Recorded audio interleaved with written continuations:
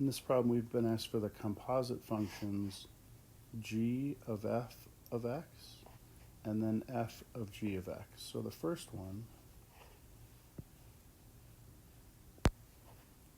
f is inside of g, so this function, x plus 2, is going to go inside of g. The only place it can go is in for that x. So instead of 2x minus 3, we have 2 times whatever f of x was. And f of x is x squared plus 2. So we'll distribute that 2 to both terms. And we'll have 2x squared plus 4, not forgetting to subtract off 3. Our final answer will be 2x squared plus 1.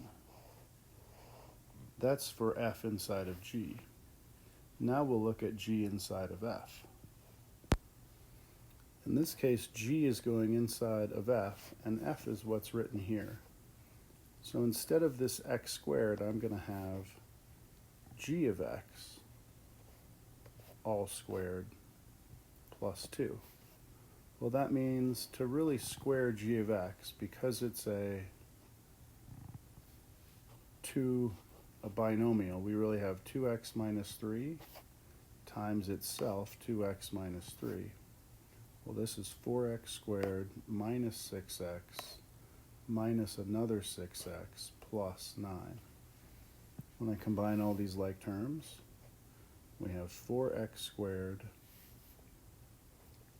minus 12x plus 9 plus this 2, or 4x squared minus 12x plus 11. That's the answer for g inside of f, or f of g of x.